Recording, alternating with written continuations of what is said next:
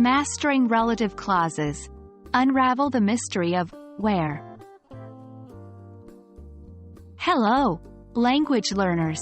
Welcome back to our channel. Today, we're diving deeper into the fascinating world of relative clauses, specifically focusing on using the relative adverb, where, for places.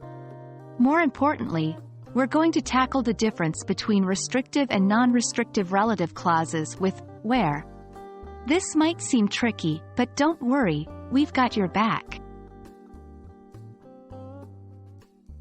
Relative clauses are a fantastic tool for adding more information to your sentences. When we talk about places, where becomes our go-to relative adverb. Let's consider an example. Paris, where I was born, is a beautiful city. In this sentence, where I was born, is a relative clause that gives extra information about Paris. But here's the twist. Relative clauses with where can be both restrictive and non-restrictive.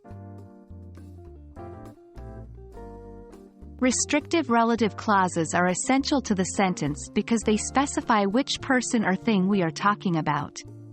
Without these clauses, the meaning of the sentence changes significantly.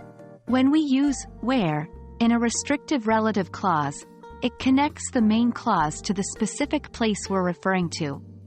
For example, the restaurant where we had our first date has closed down. Here, the restrictive clause, where we had our first date, is crucial because it specifies which restaurant we're talking about. On the other hand, non-restrictive relative clauses provide additional, but not essential, information. These clauses can be removed without changing the core meaning of the sentence. For example, my hometown, where I spent my childhood, is a peaceful place. The clause, where I spent my childhood, is a non-restrictive clause.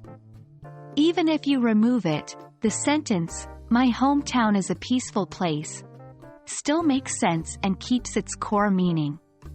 Remember, we usually separate non-restrictive clauses using commas, while restrictive clauses don't require them. It's time for a bit of practice.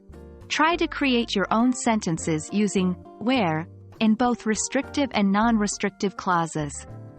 Remember, practice is the key to mastering any language concept. That's a wrap for today's lesson, folks. We've journeyed through the world of relative clauses, understanding the difference between restrictive and non-restrictive relative clauses with where. We hope this has clarified this topic for you. Keep practicing and soon you'll be able to use these structures with confidence. Until next time, keep exploring and keep learning.